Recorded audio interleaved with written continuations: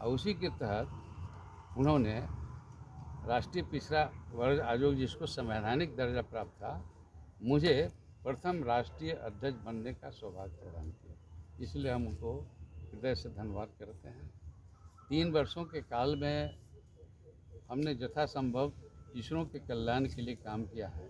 इस भाव से किया है कि सामाजिक समरसता के बिना राष्ट्र में समरसता नहीं आएगी। राष्ट्र परंपरा रही है, वो सभी एक दूसरे के पूरक हैं और एक दूसरे के सहयोग से ही राष्ट्र आगे बढ़ता है। कोई अंग बहुत पुष्ट हो जाए, कोई अंग बहुत कमज़ोर हो जाए तो राष्ट्र आगे नहीं बढ़ सकता। इसीलिए हमारे महापुरुषों ने जो समाज की दौड़ में शैक्षणिक दृष्टि से, सामाजिक दृष्टि से, आर्थिक दृष्टि से पीछे पड़ गए हैं, उनके विकास के लिए सारी व्यवस्थाएं की।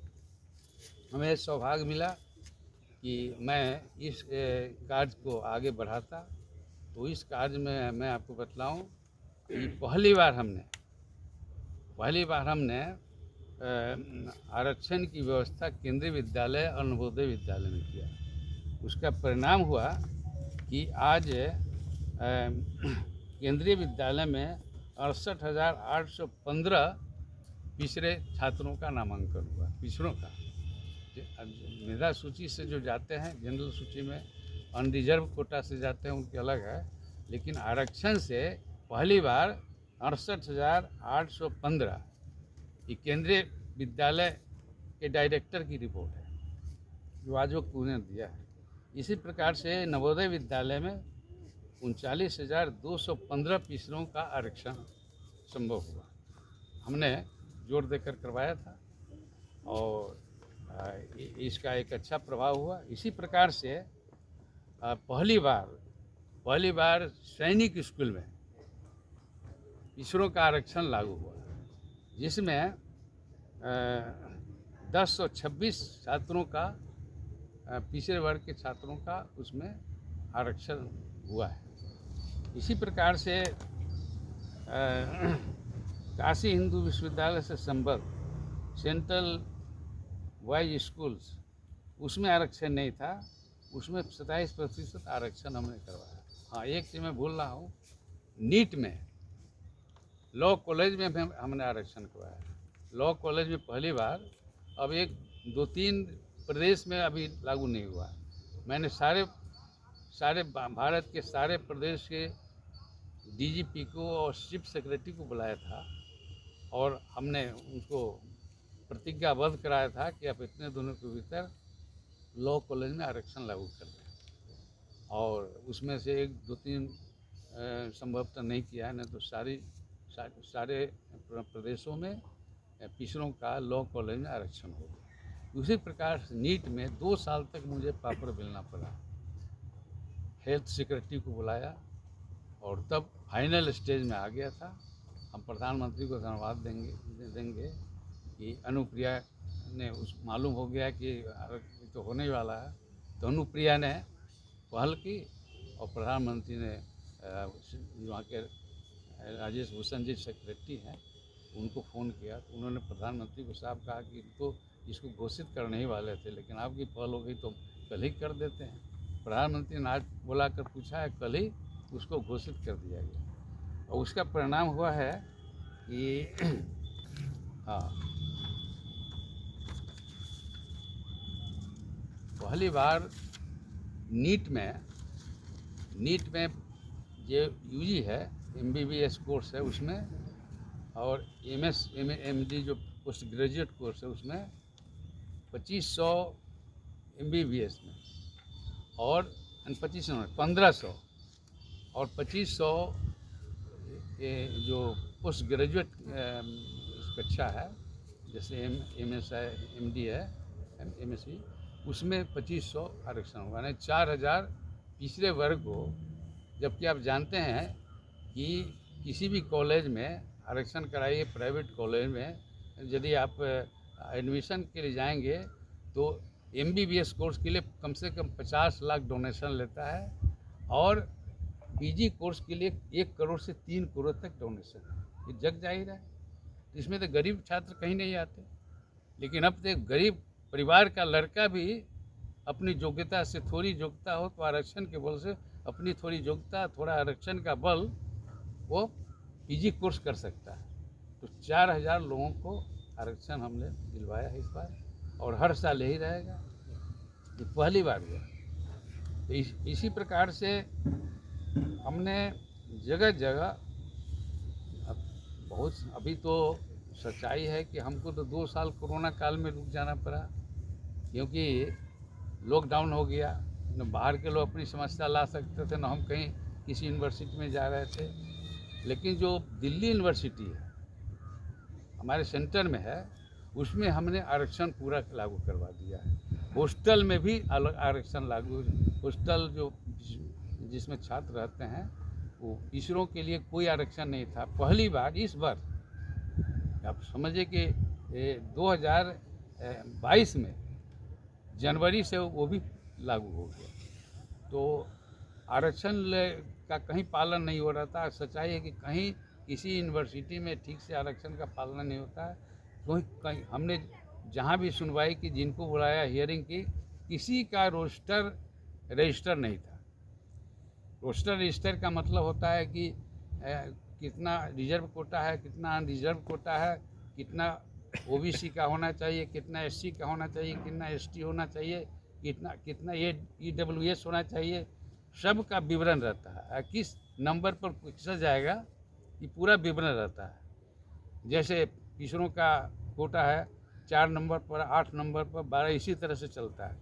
तो कहीं किसी को रोस्टर रजिस्टर क्या या तो ज्ञान नहीं है या जानबूझ के बनाया नहीं। डीओपीटी को भी हमने कई बार कॉल किया, डीओपीटी सब करता है।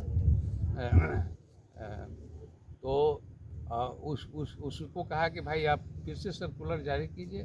तो हमने डीओपीटी को प्रेस करके 2 बार सर्कुलर जारी करवाया और सिद्ध करवाया कि आरक्षण का फार्मूला क्या है, कैसे करेंगे। नहीं तो अभी सारे भारत में दिखाई पड़ता है क्या कि नियम है कि जनरल कोटा अलग होगा और आरक्षण कोटा अलग होगा। जनरल कोटा का मतलब है कि जो भी कोई भी व्यक्ति अपनी प्रतिभा से, योग्यता से अनरिजर्व कोटा जनरल में जा सकता है, उसमें कोई आरक्षण नहीं है। हर जाति वर्ग को मेधा के आधार पर, योग्यता के आधार पर जा सकता है, और जो शेष बच जाते हैं उसको 27% आरक्षण देना है। लेकिन होता क्या है कि बेईमानी होती है क्या कि जो मेधावी छात्र हैं, जो उसको जनरल में जाना चाहिए, है ना, उसको भी आरक्षण में दे देता है। और इससे जनरल कोटा में जो पिछड़ों को मिलना चाहिए वो भी नहीं मिला, और आरक्षण कोटा में जिसको लाभ मिलना चाहिए वो भी नहीं मिला। क्योंकि जो जनरल मेधा से जाना चाहिए वो मेधा से जाएगा, और जो मेधा से, बुद्धि से या योग्यता से नहीं जा सका, वो कम योग्यता की जो सूची है, आरक्षण की सूची, उसमें जाना चाहिए। तो इस तरह से बेईमानी होती है, और हम समझते हैं कि सारे भारत में बेईमानी होती है। कोई मंत्रालय, कोई ऐसा विभाग नहीं है, चाहे कोल इंडिया हो, चाहे पेट्रोलियम हो, चाहे एनटीपीसी हो, मैं दावे के साथ कहता हूँ कहीं भी आरक्षण के नियमों का पालन नहीं होता है। सब जानबूझ करके कोटा को या तो जानता नहीं या जानबूझ करके उसको नेगलेक्ट करता है। यदि हमें समय मिलता, यदि ये अब कोरोना काल नहीं होता, तो हम सबको ठीक कर देते, क्योंकि जहाँ जहाँ भी गए हमने किया। किसी राज्य में ठीक से आरक्षण का पालन नहीं होता है। राजस्थान में गए तो क्रीमी लेयर का एक जान लीजिए कि क्रीमी लेयर में, या आप स्पष्ट लिख दीजिए कि क्रीमी लेयर में सैलरी, इनकम, वेतन की आय और एग्रीकल्चर मतलब कृषि आय नहीं जोड़ा जाता है ना, चाहे जितना भी है। केवल क्लास 1 की सर्विस में वेतन जोड़ा जाता है, लेकिन क्लास 2 तक की सर्विस, यदि परिवार में एक व्यक्ति क्लास 2 का सर्विस करता है तो आरक्षण में नहीं जाएगा। हाँ, यदि पति पत्नी हो गया तो वो आरक्षण में आ जाएगा, तो क्रीमी लेयर में चला जाएगा। लेकिन जानबूझ करके क्रीमी लेयर में सैलरी को, एग्रीकल्चर इनको जोड़ दिया जाता है, जो सरासर अन्याय है। और डीओपीटी के रूल के अनुसार, सुप्रीम कोर्ट के निर्णय के अनुसार, अब पार्लियामेंट के पारित प्रस्ताव के बिल सर्वथा प्रतिकूल है, और सारे भारत में चल रहा है। बिहार में भी इस तरह की गर्मी है। मैं बिहार में अभी पिछले साल ही नवंबर में 24-25 26 नवंबर को मैंने समीक्षा बैठक रखी, तो उसमें 24 को हमने देखा कि इस जो बिहार सरकार का बजट है 2016-2021 का, उसमें दिया हुआ है कि क्रीमी लेयर में salary income, pension income, agriculture income जोड़ा जाएगा। तो हमने सेक्रेटरी को पकड़ा, चीफ सेक्रेटरी नहीं आ सके क्योंकि उसी दिन मद्य निषेध दिवस मनाया जा रहा था और चीफ मिनिस्टर को भी बुलाया था लेकिन नहीं आया, सब उसमें व्यस्त थे। तो ज्वाइंट सेक्रेटरी अंसारी वगैरह आया, हमने कहा कि ये क्या नियम है, ये तो बिल्कुल खराब है। एक तो कर्पूरी ठाकुर की धरती है, सामाजिक न्याय की क्रांति यहाँ हुई है और यही अन्याय चिराग तेल दे रहा है। तो घबरा गया कि नहीं ऐसा नहीं होता है, यहाँ क्रीमी लेयर में सैलरी इनकम और एग्रीकल्चर इनकम नहीं जोड़ा जाता। हमने कहा कि आपका डीओपीटी क्या कहता है? अरे मतलब ये जो आपका रजिस्टर है गजट में तो साफ है, तो ये तो गजटें देख कर कोई पदाधिकारी निर्णय करेगा। तो घबरा गया कि नहीं सर हम इसको तुरंत साफ करते हैं। हमने कहा कि यहाँ पर 4 सर्टिफिकेट बनाना पड़ता है पिछड़ों को, आवास सर्टिफिकेट, आय सर्टिफिकेट और फिर जाति सर्टिफिकेट, तब नॉन क्रिमिनल ओबीसी सर्टिफिकेट बनता है। अब बताइए कि एक ही सर्टिफिकेट बनाने में कितना समय दौड़ना पड़ता होगा, कितनी परेशानी होती होगा, आपने सोचा है? आप एक ही परफॉर्मा में चारों क्यों नहीं देते हैं? तो वो भी मान गया। और दूसरे दिन आपने समाचार पत्रों में देखा होगा कि दूसरे दिन सुधार आया कि एक ही परफॉर्मा पर जाति, आवास और आय रहेगा और क्रिमिनल सर्टिफिकेट दे दिया जाएगा। तो इसमें एक समाचार पत्र ने लिखा था कि इससे पिछड़े वर्ग को 1000 करोड़ की बचत होगी, बिहार के छात्रों को 1000 करोड़ की बचत होगी। एक दिन की सुनवाई में पता नहीं कि यहाँ के नेता बड़ी बड़ी बातें करते हैं, पिछड़ों के कल्याण के लिए सारी बातें करते हैं, लेकिन एक छोटी सी बात पर भी किसी का ध्यान नहीं जाता है। इसका मतलब है कि सारे नेता जो है ना अवसरवादी राजनीति करते हैं, इनको कोई मतलब नहीं कि पिछड़े का हित क्या हो, बड़े सबका हित क्या हो, सब अपनी दाल रोटी से हिसाब करते हैं, लेकिन समाज का कल्याण हो किसी का ध्यान नहीं है। हमने देखा तो बिहार की धरती पर इतना अन्याय होता रहेगा और छात्र परेशान होते रहेंगे और किसी नेता का ध्यान नहीं है। ये मैंने एक दिन में सुधार करवा दिया। तो इसी प्रकार से अब बहुत सा वर्णन है, जैसे राजस्थान में गए तो वहाँ भी यही है, वहाँ पर 20 जिले ऐसे हैं जिसमें पिछड़ों को कोई आरक्षण ही नहीं है। वहाँ मीना सब छाया हुआ है, क्योंकि मीना एसटी की संख्या ज़्यादा है, लेकिन वहाँ के छात्रों ने बताया, ओबीसी के छात्र मिले, क्या कि सर सबसे आबादी ज़्यादा हमारा ही है, लेकिन हम लोग को 1% भी यहाँ पर आरक्षण नहीं है। मैंने वहाँ के चीफ सेक्रेटरी को बुलाया, कहा कि ये सब क्या होता है, सुधार कीजिए। तो उसने कहा कि सर आप जो सुझाव देंगे हम करेंगे। तो हमने कहा कि ये कीजिए, और आप जो क्रीमी लेयर में सैलरी इनकम और एग्रीकल्चर इनकम जो जोड़ता है इसको माइनस कीजिए। उसने सब स्वीकार कर लिया। अब कितना किया नहीं किया और उसकी रिपोर्ट लेनी बाकी है। हम 3 महीना पहले गए थे और उसी क्रम में राजस्थान में गए, सांबर झील वगैरह में जाकर देखा, ये सब किया। उसी में मुझे डेंगू होगा, डेंगू से मरते मरते बचे। तो रिपोर्ट अभी लेनी है कि क्या हुआ वहाँ पर। इसी तरह से हम उड़ीसा में गए तो वहाँ कोई पिछड़ा वर्ग आयोग था ही नहीं। हमने क्लास लिया, चीफ सेक्रेटरी को बुलाया तो उसने कहा कि अरे हम लोग का ध्यान ही नहीं गया। और उसका परिणाम हुआ कि एक दिन पहले मैंने हियरिंग की और दूसरे दिन सरकार ने घोषित कर दिया कि वहाँ पिछड़ा वर्ग आयोग का गठन हो। इसी तरह बंगाल गए, मध्य प्रदेश गए, छत्तीसगढ़ गए, हमने देखा कि 27% आरक्षण का कहीं पालन नहीं होता है, कहीं 12%, कहीं 6%। ये सारी विषमता हैं। तो हमको लगा कि ये बहुत सी बातें ऐसी है जो आज की राजनीति में केवल एक ही नीति होती है, कैसे सत्ता पकड़ें।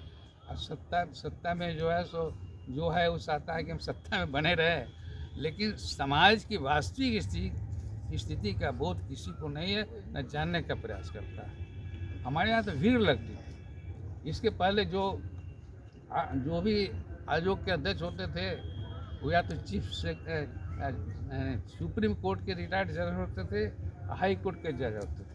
और आम लोगों से उनको कोई मतलब नहीं था। उनके यहाँ पहुँच नहीं होती थी, वो बड़े अरिस्टोक्रेट में होते थे, लेकिन मैंने सबका दरवाज़ा खोल दिया। जो भी जाएगा, हम सोचते थे कि भाई केरल से आएगा, तमिलनाडु से आएगा कोई, इतना खर्च करके इतना समय दे कर उससे हम नहीं मिले, ये बड़ा अन्याय हो जाएगा, मानवता के खिलाफ हो जाएगा। तो हम मिलते थे, अब मिलने से उनको बहुत संतोष होता था, लगता था कि मेरा काम हो गया, और हम करते थे जो भी आया हमसे जो होने वाला है।